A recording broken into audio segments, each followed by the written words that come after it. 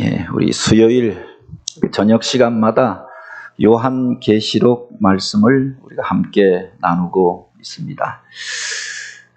요한계시록에 보면은 그 7의 중복이 7이라고 하는 숫자가 반복되어지는 것들을 보게 되지요. 7 교회가 등장하고 7 봉인이 풀려주는 이야기가 있고, 그리고 마지막 때의 경고로 7 나팔이 울려 퍼지게 된다라고 했습니다. 그 나팔 소리를 통하여서 우리가 마지막 때가 되어졌다라고 하는 것을 깨닫게 되어지는 거죠.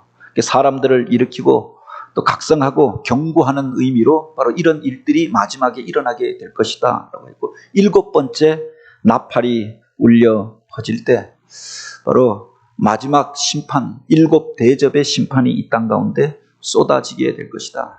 그때가 되어지면 돌이킬 수 없는 상황에 이르게 되어짐을 말하지요. 그 7 대접이 쏟아지는 과정 속에 마지막 심판이 큰 성 바벨론의 멸망입니다. 요한계시록 18장은 바로 그 큰 성 바빌론의 멸망에 대한 사건을 담고 있습니다.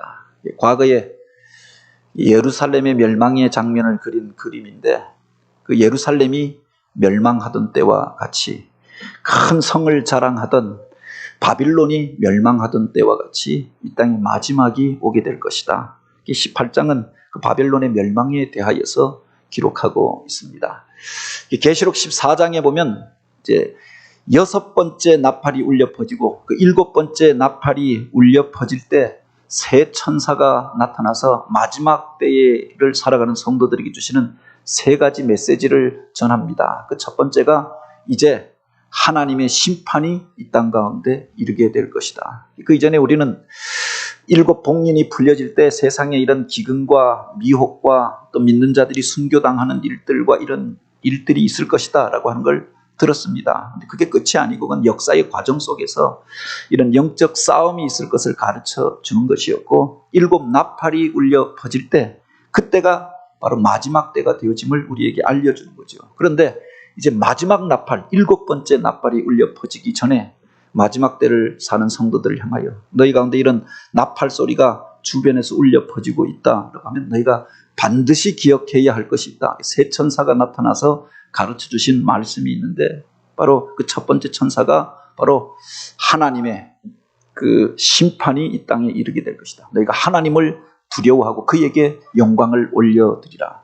우리가 구원 얻는 가장 중요한 비밀이 여기에 있음을 말하죠. 그러니까 그럴수록 하나님을 의지하고, 바로 하나님의 그것이 그냥 세상에서 우연적으로 나온 것이 아니라 하나님이 심판의 사건이 이르게 되어졌음을 알고 그 하나님을 의뢰하고 복음을 붙잡으라 라고 하였습니다. 그리고 2번째 천사가 날아와서 말씀하였던 것이 무너졌도다, 무너졌도다, 큰 성 바빌론이요. 오늘 우리가 의지하던 세상의 화려한 이 문명과 문화들이 무너지게 될 것을 이야기하고, 그들의 음행으로 말미암아 이 모든 것들이 하나님의 진노의 심판에 이르게 될 것이다. 경고하고 지나갑니다. 우리가 바로 이 세상의 것들을 의지하다가 어떻게 되는가 경고하는 말씀을 주셨고, 그리고 3번째 천사가 날아와서 바로 이 땅 가운데서 너희가 바로 죄악을 범하며 우상 앞에 절하며 행하였던 그 죄악으로 인하여서 거기에 대한 심판이 이르게 될 것을 경고하였다라고 했습니다. 그리고 7 대접이 쏟아지는 것들을 보게 되어지죠. 우상을 숭배하고, 그래서 세상 가운데서 그 거짓 선지자들을 쫓아가고, 그리고 적 그리스도를 따라가 666 표를 받은 자들 가운데 바로 하나님의 무서운 진노가 헌대와 같이 번져가게 될 것이다. 이 마지막 때 이런 전염병과 사람들이 그것으로 인하여 쓰러지는 일들이 있을 것을 이야기합니다. 더하여 바로 그 바다 가운데에서 바로 재앙이 나타나게 되고, 샘에 구는 사람들이 마시는 그 물이 오염되어지고 변질되어지고, 또 그것으로 인하여서 많은 사람들이 고통을 당하고 전체의 이변이 나타나게 될 뿐만 아니라 바로 세상에 많은 세력들이 유구라데를 중심으로 모여들게 되고 그곳에서 마지막 전쟁이 일어나게 될 것을 이야기하지요. 그리고 이제 7번째 대접이 쏟아지게 되는데 어디에 쏟아지느냐? 이렇게 바로 큰 성 바빌론이 멸망하게 될 것을 말씀하시는 겁니다. 17장에 보면은 그 바벨론의 멸망에 대해서 이야기하면서 바로 그 속에 큰 음녀가 있음에 대하여서 이야기합니다.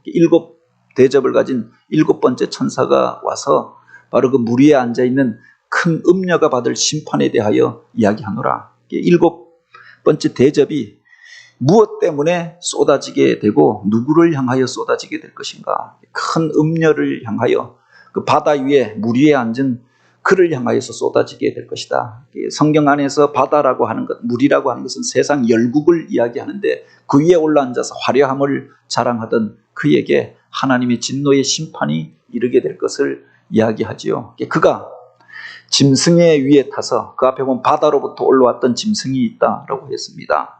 적 그리스도를 의지하여서 자기 권세를 자랑하고 화려함을 추구하고 그 안에서 그가 이와 같이 권세를 붙잡게 될 터인데 그가 이제 그것으로 인해서 멸망을 당하게 될 것이다. 그런데 그 음녀가 누구냐?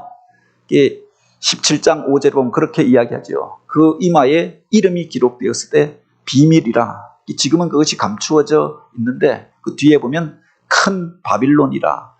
땅의 음녀들과 가증한 것들의 어미라 라고 했습니다. 이 땅에 있는 모든 가증한 것들, 음란하고 타락한 문화의 원인 안에 바로 큰 바빌론이, 큰 성 바빌론이 있다라고 했습니다. 그 문화를 가리켜서 그것을 조종하는 그 세력을 가리켜서 음녀라고 이야기를 하였던 겁니다. 그들을 향하여서 하나님의 진노의 심판이 이르게 될 것을 말하는데 18장에 보면은 바로 일 후에 너희가 보기에 바다 위에 앉아 있었던 그 여자, 그리고 짐승을 타고 다니면서 권세를 부리던 그 여자, 온갖 사치함과 아름다운 것들로 치장하였던 그가 나중에 그 적 그리스도로 인하여서, 그 짐승으로 인하여서 그가 죽임을 당하고 심판에 이르게 될 것이다 라고 했는데 그가 누구냐? 그가 바로 큰 성 바빌론이라 라고 했습니다. 그리고 18장에 보면 바로 그 바빌론에 임하는 재앙과 심판에 대하여서 이야기합니다. 일 후에 다른 천사가 하늘에서 내려오는 것을 보니 큰 권세를 가졌는데 그의 영광으로 땅이 환하여졌더라 라고 했습니다. 그리고 이제 이렇게 말하잖아요. 무너졌도다, 무너졌도다, 큰 성 바빌론이요. 그런데 이 말을 잘 들여다보면 과거형으로 되어져 있습니다. 이것이 워낙 명확하기 때문에 요한이 바로 듣기에, 그리고 이미 무너질 것이다, 무너질지도 모른다가 아니라 너희들이 의지하던 이 큰 성 바빌론은 무너지게 되어져 있다. 확증에 차서 과거형으로, 그렇게 과거 동사로 표현이 되어져 있는 거죠. 이 큰 성 바빌론이 멸망하게 될 것이다. 이 바빌론이 대체 무엇인가? 앞에 보면은 바로 짐승을 타고 있는 음녀라라고 했는데 보통 그 성경 안에서 바빌론이라고 하는 것은 바로 세속 문화와 번성한 도시를 대표하는 것으로 이야기합니다. 요한계시록 당시에는 그들이 이 로마 제국이 무너질 것이다, 이 얘기를 못할 것 아닙니까? 이것은 반체제 인사고 바로 이 세상에 대하여서 황제의 권위에 대해서, 황제의 나라에 대해서 저항하고 그래서 여기에 반대하는 사람처럼 되어지지 않겠습니까? 그래서 상징적인 표현으로 썼던 것이 바로 바벨론. 마치 로마가 과거의 바빌론과 같았다라고 하는 거죠. 당시에 바빌론이 그렇게 예루살렘을 멸망시키고 세계를 그렇게 지배하는 것 같고 그 강력한 힘으로 그 아시아와 아프리카와 유럽을 호령하였는데, 그래서 그들의 위세를 꺾을 사람이 없는 것처럼 보여졌는데 한순간에 그 바빌론이 멸망하였던 것 아닙니까? 그것처럼 지금 당장 로마가 세상을 지배하고 있고 그들로 인하여서 믿는 자들이 박해를 당하고 고난을 당하고 그래서 로마의 황제가 신처럼 받들여지고 있는데 이 세상의 국가는 무너지게 될 것이다, 이것을 말씀하고 있는 거죠. 물론 그것을 그냥 로마라고 하지 않고 바빌론이라고 하였던 것은, 그리고 마지막 심판에 대하여서 이야기하면서 바로 바빌론이라고 한 말을 썼던 것은 세속의 도시, 이 우리가 화려한 문명을 자랑하는 이 도시 문명, 이것이 우리가 없으면은 우리가 이것이 살 수 없는 것처럼 생각하는 그것이 무너질 날이 오게 될 것을 경고하는 겁니다. 이 바빌론이라고 하는 이름이 가장 먼저 등장하는 것은 창세기 11장에 나오잖아요. 이게 노아의 홍수 이후에 사람들이 이제 다시금 번성하게 되어집니다. 그들이 신할 평지에 이르러서 큰 성을 쌓고 우리가 도시와 탑을 쌓아서 하늘에 이르게 하자. 그리고 다시는 하늘이 심판하여도 우리가 흩어지지 아니하고 멸하지 아니하도록 바로 이와 같은 성을 쌓자. 자기 자신들의 문명을 자랑하기 위하여서 거대한 바벨탑을 쌓았다라고 했습니다. 하나님께서 그들을 보고 심판하시기 위하여 세상에 내려오시지 않습니까? 그래서 언어가 혼잡되어지고 이 거대한 성을 쌓아가는데 바벨탑을 쌓아가는데 그것을 완성을 보지 못하고 완성할 수도 없었겠죠. 그 바벨탑을 저 하늘까지 쌓아서 하늘에 닿게 하자라고 하는데 그들이 생각했던 하늘이 대체 어디입니까? 하늘의 보좌에까지 이르게 하자라고 하는 말이었는데 인간이 건물을 아무리 높이 지어서 하나님의 보좌에까지 닿게 할 수 있겠는가? 그때 하나님께서 이것을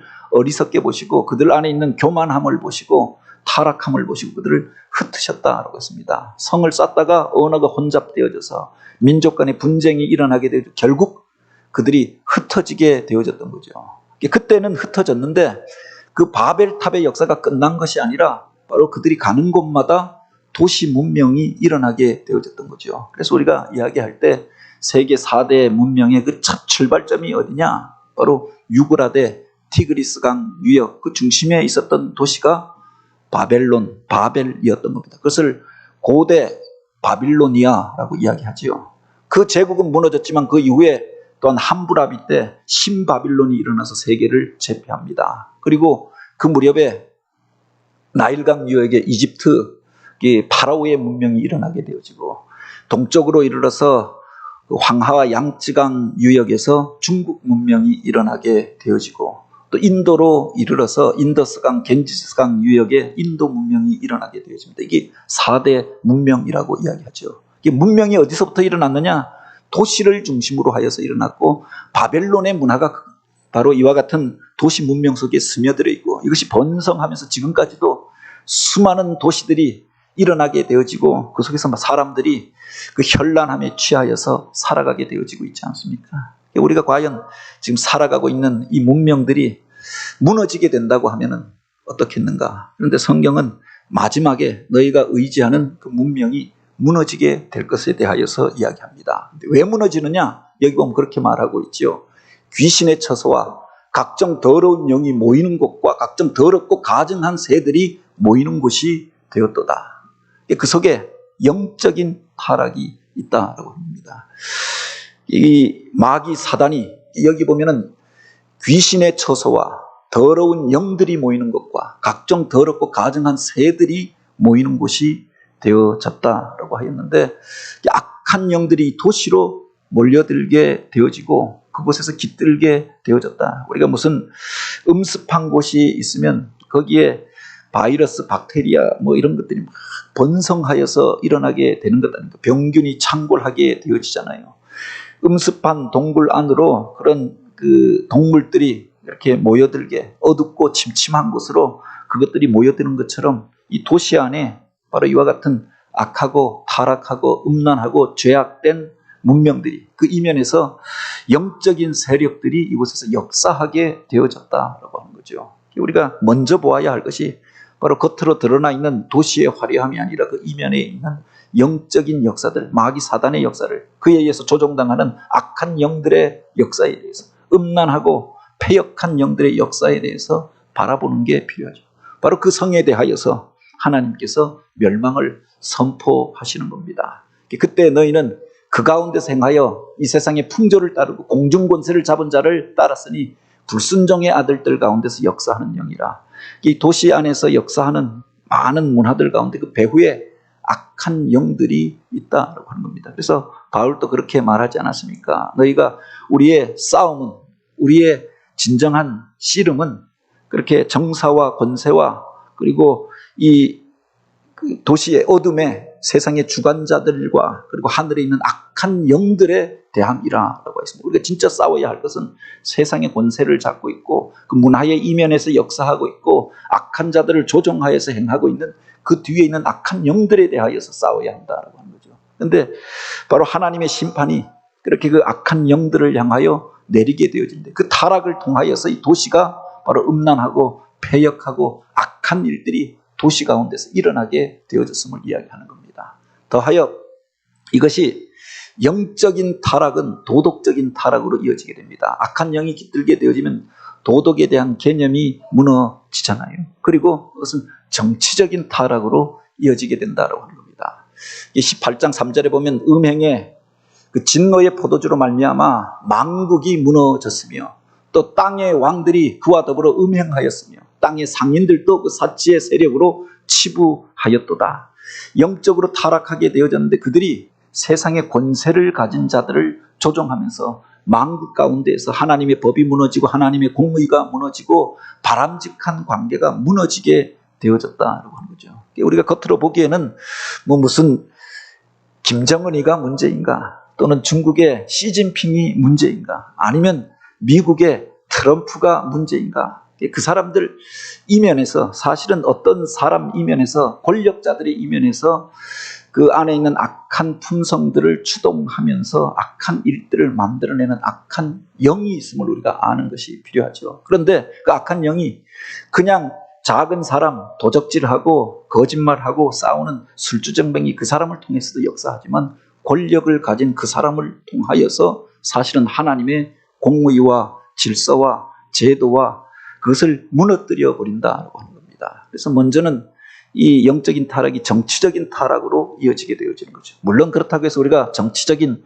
회의주의를 가질 필요는 없습니다. 언제든 그 중에서도 선한 사람을 택하려고 하고 하나님을 경외하는 자들을 택하려고 하고 이 땅 가운데서 바람직한 문화를 만들어가려고 믿는 자들이 노력해야겠죠. 그런데 권력의 속성 가운데 그게 있다고 하는 겁니다. 사람을 타락시키는 요소가 있는 거죠.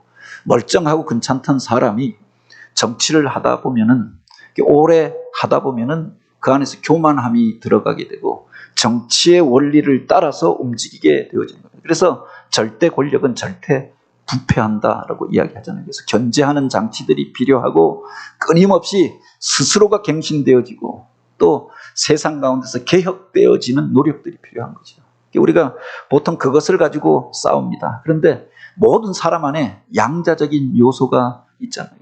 우리나라의 이승만 대통령을 향한 평가를 가지고도 사람들이 갈라집니다. 그런데 그분의 삶을 들여다보면 양자적인 요소가 같이 있는 겁니다. 긍정적인 요소가 있고 부정적인 요소가 있는 겁니다. 젊었을 때 독립운동하고 또 기독교인으로서 하나님의 의지하여서 이 땅의 독립을 위하여 애썼던 것, 그리고 또 이 땅의 대통령이 되어진 그 처음에 기독교적 국가를 세우려고 하였던 것, 그런 것들은 평가받아야겠지요. 그런데 나중에 가서 그 권력을 사유화하고 부패하여졌던 문제들이 있잖아요. 그래서 많은 사람들이 일어나서 4.19가 일어나게 되어졌던 것 아닙니까? 우리가 박정희 대통령에 대한 평가가 갈라지는데 어떤 사람들은 절대적으로 숭앙합니다. 그분 때문에 우리가 잘 살게 되어지고 조국이 근대화되어졌다. 그런 측면이 있죠. 그런 강력한 리더십이 필요하던 시기가 있었습니다. 그런데 어느 시기에 20년, 18년 이상을 이 땅을 통치하였던 것 아닙니까? 그런데 변질되어지는 부분들이 있지 않습니까? 그래서 안타까운 것이 그냥 그렇게 한 이선하고 옛날 법대로, 그래서 법대로 하고 물러서고 후계자를 양성하여서 그 중에서 괜찮은 사람을 세우고 했으면 얼마나 좋았을까. 본인도 행복하고 그렇게 퇴임 이후도 복되고 이 나라도 행복하였을 텐데. 그런데 사람들이 한번 권력을 잡으면 놓지를 못하잖아요. 반대 측면에서 무슨 우리가 개혁적이다라고 이야기하는 진보적이라고 이야기하는 김대중 대통령이나 또는 뭐 노무현 대통령이나 봐도 그 처음에 개혁적인 마인드를 가지고 시작했는지 모르겠지만 마지막에 그 측근에서 또 같이 권력을 잡았던 사람들 가운데서 이런저런 부정한 일들이 나타나게 됩니다. 그래서 자기 양심에 그런 찔림을 받게 되어지는 일들도 있지 않았겠습니까? 그래서 우리가 어떤 사람을 놓고 절대적인 선이다, 절대적인 악이다 함부로 말할 수 없는 것이 인간 안에 이런 본성이 있는 거죠. 세상 가운데서 권력을 가졌을 때 우리가 갱신되어지지 아니하면 그 속에서 세월이 지나면서 우리가 영적으로 타락할 수 있고 음행하는 자리 가운데 빠질 수 있고 교만함으로 인해서 나중에는 처음에는 하나님을 경외함으로 시작하였다가 하나님을 대적하는 자리에 설 수도 있다고 합니다. 믿는 자들 가운데 과거에 하나님 앞에 놀랍도록 쓰임받던 사람들 가운데 노년에 말년에 이상하게 변질되어지는 분들은 또 얼마나 많이 있습니까? 그래서 이것을 우리가 아는 것이 필요하지요. 그리고 여기에 보면 이 정치적인 타락은 경제적인 타락으로 이어지게 된다라고 하는 겁니다. 바로 땅의 왕들이 그들과 더불어 음행하였으며 라고 하고, 그 뒤에 보면 땅의 상인들도 그의 사치의 세력으로 치부하였도다. 이 땅 가운데서 세상이 타락하여 가는 가운데서 부를 쌓아가는 사람들이 있는 겁니다. 가장 돈 벌기 쉬운 것이 사람들 속에 있는 이런 본능들을 자극하고 탐욕을 자극하면서 그것이 엄청난 부를 만들어내는 거죠. 땅의 상인들이 그 속에서 자기들이 치부하고 인간의 타락한 본성을 자극하면서 치부하여 돈을 쌓아가고 부를 쌓아가게 되었다라고 합니다. 이 12절에 보면은 그때 그들이 팔던 물건들에 대하여서 이야기합니다. 그들이 나중에 애통하게 되는데 이것을 더 이상 팔지 못하는 시대가 되어진 것으로 인하여 애통한다라고 했는데, 그들이 팔았던 상품을 여기에 보면 그렇게 이야기합니다. 금과 은과 보석과 진주와 세마포와 자주옥강과 비단과 붉은 옥강과 각종 향목과 상아 그릇과 값진 나무와 구리와 철과 대리석으로 만든 각종 그릇이라. 이것을 한번 잘 들여다 보시기 바랍니다. 이게 생활 필수품이 아니라 잘 들여다보면 사치품이잖아요. 앞에 보면 그 사치의 세력으로 치부하는도다라고 했습니다. 정치 권력을 가진 사람들이 보통 자기가 권력을 가지고 있는데 깨끗하게 정치를 마무리하고 은퇴하는 경우가 쉽지 않고, 보통 그 권력을 가진 사람들이 역사하면서 그들과 함께 바로 땅의 상인들이 부를 얻게 되어지는 겁니다. 그들이 무엇을 통해서 부를 얻느냐? 일상적인 것들을 팔아서는 부를 얻기가 쉽지 않은 겁니다. 조금 노력한 만큼 대가를 얻고 자기가 생계를 유지하는 정도가 되어지는 거죠. 무엇을 해야 돈을 버느냐? 바로 사치품을 팔아야 돈을 버는 겁니다. 요 사이가 불황이라 그리고 모든 것이 잘 안 팔린다 그리는데, 사실은 그 무슨 백화점의 명품 코너는 오히려 더 잘 팔린다고 이야기하는 겁니다. 그 사치품들은 불황을 타지 않는다고도 이야기하죠. 그 상인들이 돈을 벌려고 하면 무엇을 벌어야 하느냐? 금이나 은이나 보석이나 진주나 세마포나, 이건 꼭 필수적인 게 아니잖아요.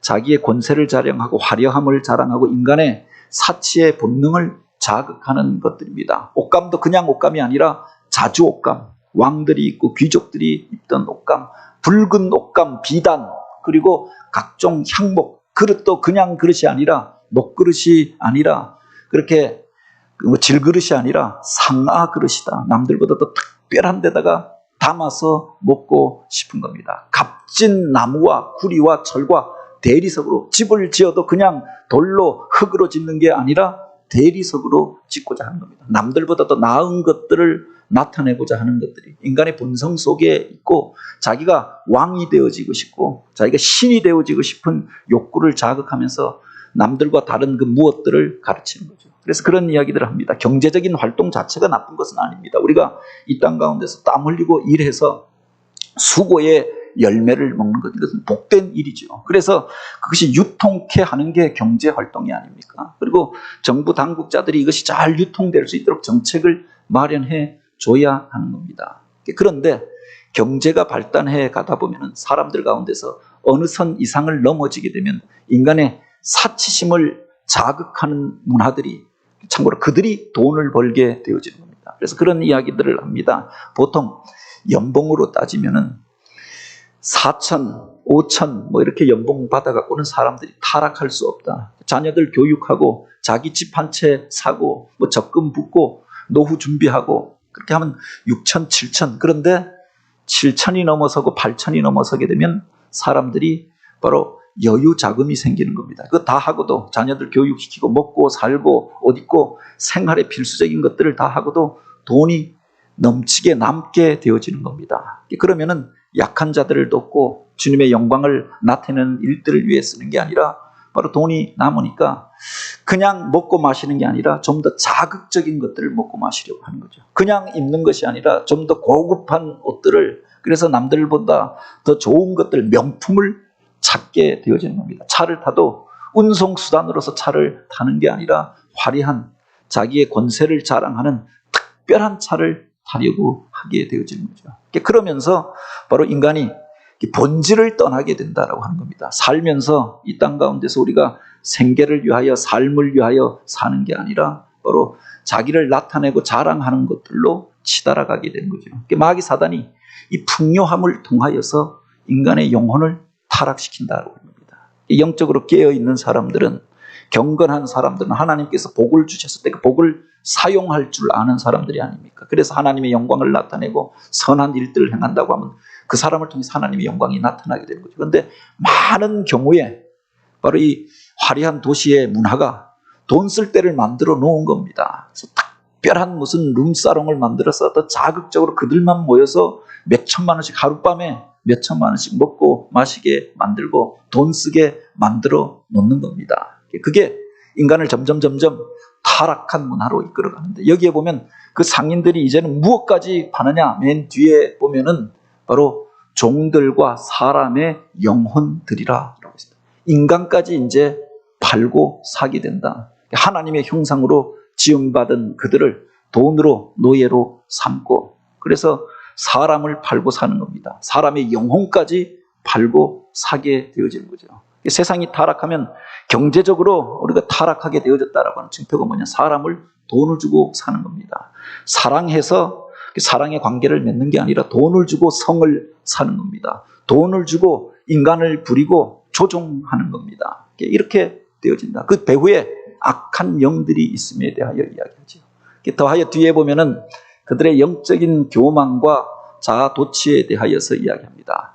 그가 일어나 자기를 영화롭게 하였으며, 그 화려한 그 장식을 통하여 특별한 옷들을 입고 남들이 먹지 않는 그것들을 먹고 마시면서 그들이 무엇을 하느냐, 자기를 영화롭게 하고 사치하였던지 그만큼 고통과 애통함으로 갚아주라. 하나님께서 그들을 향하여서, 그들이 스스로를 높이는 이들을 향하여 경고의 말씀을 주십니다. 그런데 그들이 마음에 이르기를, 나는 여왕으로 앉은 자요 과부가 아니라 결단코 애통함을 당하지 아니하리라. 이렇게 선지자들을 통하여 그들의 타락함에 대하여서 경고하고 세상 문화의 바로 멸망에 대해서 선포할 때 그들이 그렇게 이야기합니다. 우리들은 결코 타락하지 않아. 아무리 코로나가 와봐라, 우리가 특별하게 사는데 우리한테 가난한 사람들이나 걸리고 불결한 환경 속에서 사는 사람들이나 걸리는 거지, 내가 걸리겠는가. 세상에 멸망이 온다고 하는데 우리 집은 안전하고 견고하여서 내 차는 사고가 나도 결코 부딪히지 않고 상하지 않고, 자기들에게는 이런 재앙이 오지 않을 것이라고 생각합니다. 거대한 병원을 지어놓고 아프면 병원에 가면 되지 무엇이 문제냐. 나는 여왕이라고 이야기하는 겁니다. 그런데 여왕이랑 대비되어지는 사람이 거기 등장하죠. 과부가 등장합니다. 당시 시대에 가장 약한 자, 어려운 자, 비천한 자의 상징이 과부였다고 하는 겁니다. 인간의 노동력으로 살아가던 농업 중심의 사회에서 바로 남편을 잃어버리면 자기 뒤에서 자기를 보호해주고 생활을 책임져 주던 사람이 없어져 버리는 겁니다. 그래서 사람들에게 수치를 당하게 되고, 때때로 그래서 생계를 유지하기 위해서 몸을 팔기도 하였고, 비천하고 가난하고 어려운 상황 속에 있었던 사람의 상징이 과부였다고 합니다. 지금은 여자들도 단지 육체 노동만이 아니라 정신적인 노동을 하고 기술이 있고 지식이 있고 지혜가 있으면 이 세상 가운데서 뭐 혼자 살아도 부족함이 없는 시대가 되어졌죠. 근데 그 시대에 바로 두 여인을 대비하는데 여왕과 과부를 대비하는 겁니다. 자는 여왕이라, 나는 부족한 것이 없다. 세상에 멸망이 와도 나는 어려움을 당하지 아니할 것이다 라고 이야기하는데, 바로 그들을 향하여서, 그 교만하여서 나는 아무 문제가 없다고 하는 그들에게 하나님의 심판이 임하게 될 것을 이야기하는 거죠. 보통 화려하게 권력을 가지고 있고 또 많은 것들을 가진 사람들은 세상의 멸망에 대한 감각을 잃어버리는 거다. 영원히 이 땅에서 살 것처럼 생각합니다. 영원히 내가 이것을 누릴 것처럼 생각하고 죽음에 대하여, 심판에 대하여서 의식이 없이 살다가 어느 날 심판을 당하게 되는 거죠. 그 쌓아놨던 물질들은 엉뚱한 사람의 소유가 되어지고 마는 겁니다. 너무 많이 남겨놓아서 자식들끼리 또 그거 가지고 재벌 2세들 치고 형제들끼리 자식들끼리 싸우지 않는 집안이 없다고 이야기하잖아요. 그런데 오히려 적당하게 남기고 가면은 형제들끼리 단란하게 사는 겁니다. 근데 그것을 바르게 사용하고 의롭게 사용하고 갔다고 하면 얼마나 복이 있었겠는가. 뿐만 아니라 그들 속에 선지자와 성도들과 땅 위에 죽임을 당한 모든 자들의 피가 그 성중에서 발견되었느니라. 그들이 화려하게 지었던 그 집 안에 사실은 수많은 성도들의, 선지자들의, 이 땅 가운데서 억울하게 살다가 죽었던 사람들의 피가 있다라고 합니다. 이 땅 가운데 억울하게 살다가 죽어간 사람들이 얼마나 많이 있습니까? 과거에 6.25 전쟁이 있었는데 그 6.25 전쟁 때 억울하게 죽은 사람들이 얼마나, 이 땅 가운데서 그 재난이 있고 또 세상 가운데서 불의한 권력으로 인하여서 어려움을 당한 사람들이 얼마나 많아요. 우리 주변에서 고난을 당하고 아파하는 사람들이 얼마나 많습니까? 믿음을 지키고 그래서 하나님의 공의를 외치다가 고난을 당한 사람들이 얼마나 많은가. 그런데 부유한 자들이 그것은 나의 일이 아니라 외면하였던 거지요. 그런데 사실은 불의한 자들 편에, 그들을 죽이는 자들 편에, 믿는 자들을 박해하는 자들 편에 선 것과 같았다라고 하는 겁니다. 내가 직접 죽인 것은 아니지만 바로 그 억울함을 당한 사람들의 피울음이 이 땅 가운데 있기에 바로 하나님께서 이 성을 그리고 그들의 의지하던 그 바벨론을 멸망시키겠다라고 말씀하시는 겁니다. 이 과정을 우리가 한번 쭉 들여다보면 먼저 영적인 배경이 있다라고 하는 겁니다. 마귀 사단이 바로 이 땅 가운데에서 이 세상을 음란한 문화를 만들어내고 타락한 문화를 만들어내고 폐역하고 전쟁하고 서로를 향하여서 흉폭한 일들을 만들어내는 배후에 있었던 거죠. 그것을 바로 힘으로 삼아서 권력을 잡은 사람들, 그리고 또 물질을 얻고 부자가 된 사람들, 그들을 향한 하나님의 심판에 대하여서 이야기하면 이 바빌론이 멸망하게 될 것이다. 너희가 보기에는 화려해 보이고 편리해 보이고 좋아 보이는데 너희가 의지하던 이 도시가, 세상의 문명이, 문화가 멸망하게 될 것을 경고하시는 말씀인 겁니다. 여기 보면 그렇게 이야기합니다. 19절이죠. 19절 말씀 우리가 같이 한번 읽어볼까요? 18장 19절 같이 한번 읽습니다. 티끌을 자기 머리에 뿌리고 울며 애통하며 외쳐 화이또다 화이또다 이 큰 성이여 바다에서 배부리는 모든 자들이 너의 보배로운 상품으로 치부하였더니 한 시간에 망하였도다. 그 도시가, 그 바빌론이 멸망하게 될 것에 대하여 이야기합니다. 그들이 세상의 것들로 인하여 치부하고 우리는 문제가 없다고 생각하고 바다에서 배를 부리면서 좋은 것들을 다 가져다가 쓰고 하였는데 그것이 한 시간에 망하게 될 것이다. 이 한 시간이라고 하는 것은 뭐 60분 만에 망한다 이야기가 아니라 한순간에 망한다라고 하는 겁니다. 우리가 영원할 것처럼 생각하는데 이 도시의 문명이, 이 자본주의가 세상에서 창궐하여 있는 이 화려한 건물들이 그 부가 영원할 것처럼 생각하지만 한 시간에, 한순간에 일시에 망하게 될 것을 이야기하는 겁니다. 그런데 그가 영적으로 보았던 것이 있지요. 한 천사가 큰 맷돌 같은 것을 들고 이 바다를 향하여, 세상을 향하여 던졌더니 큰 성 바빌론이요 이같이 비참하게 던져져 결코 다시 보이지 아니하리라. 이 세상을 향하여서 천사가 날아와서 맷돌 같은 것을 던지는 것을 보았다라고 하는 겁니다. 상징으로 이해할 수도 있고 실제적으로 이런 사건이 일어나는 것으로 우리가 이해할 수도 있죠. 어떤 이들은 운석의 충돌로서 해석하기도 합니다.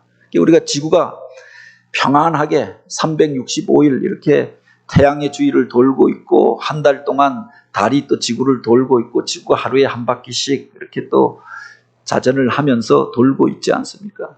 편안하게 지금 가고 있는데 우주의 운석 같은 것이, 거대한 운석 하나가 얼마 전에는 일본에서 거대한 불덩이 마치 태양 같은 것이 그들에 떨어져 가지고 그리고 소리가 나서 사람들이 깜짝 놀랐다. 그런데 운석이 떨어진 현상이, 운석이 그냥 작은 별똥별이 아니라 마치 무슨 달이 떨어지는 것처럼 불덩어리가 떨어졌다고 이야기합니다. 요사이 일본에서도 그런 재난의 일들이 계속 일어납니다. 중국에서도 그렇게 지진과 홍수로 인하여서 많은 사람들이 피해를 입고 있다고 하지요.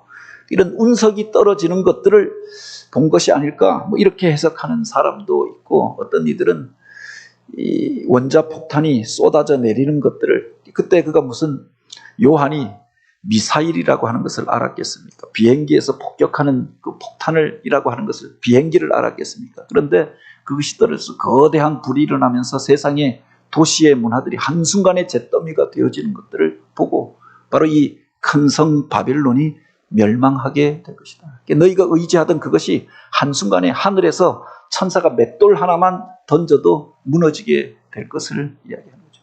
이 문명의 그 멸망에 대하여, 심판에 대하여서 이야기합니다. 그리고 바로 여기서 믿음의 사람들을 향하여서 그 이야기를 하고 있는 거죠. 그 천사가 바로 내가 들으니 하늘로부터 다른 음성이 나서 이르되 내 백성아 거기서 나와 바로 그의 죄에 참여하지 말고 그의 받을 재앙을 받지 말라.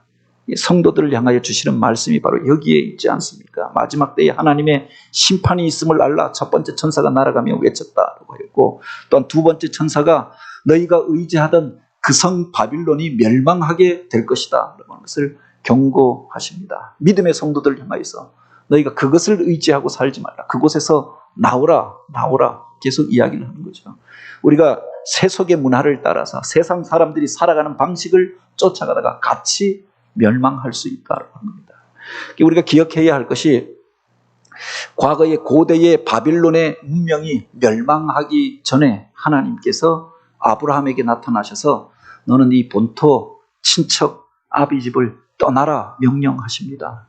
바빌론이 멸망하기 전에 바로 그 처음 유브라데의 바빌론 제국이 멸망하기 전에 바로 그를 그곳에서 끌어내셨던 거죠. 그리고 하나님을 섬기던 하나님만을 섬기는 새로운 땅, 새로운 나라를 건설하도록 그를 이끌어내셨다. 그 이후에 그 도시가 멸망하였던 것 아닙니까?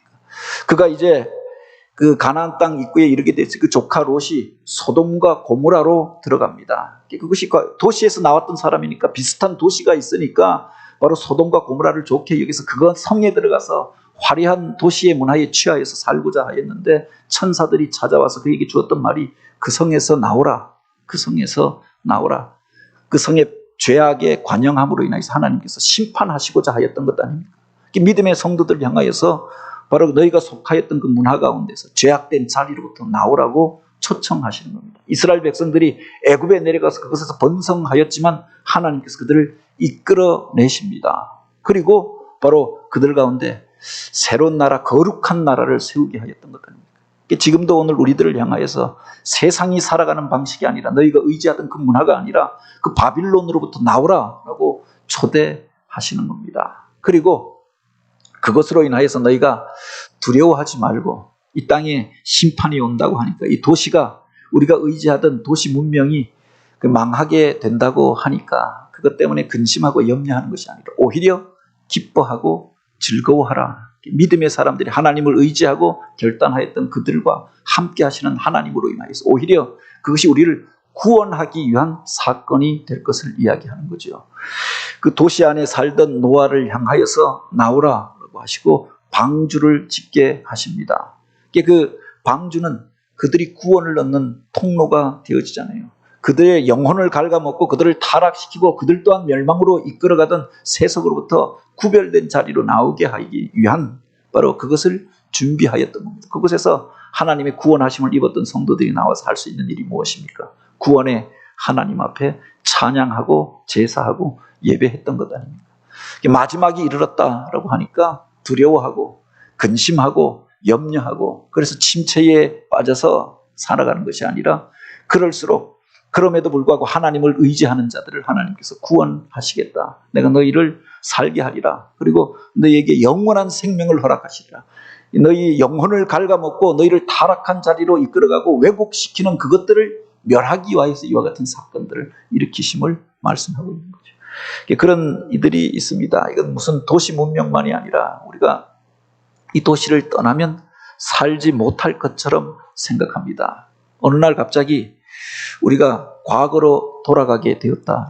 가스가 안 들어오고 전기가 안 들어오고 핸드폰이 갑자기 없어져 버리고 전화가 끊어지고 엘리베이터가 없어져 버리고 뭐 이렇게 되어졌다고 하면 우리가 어떻게 살겠는가라고 생각할 수 있습니다. 그래서 이제는 사람들이 그 도시를 의지하게 되고 인간의 문명을 의지하게 되어졌던 것 아닙니까?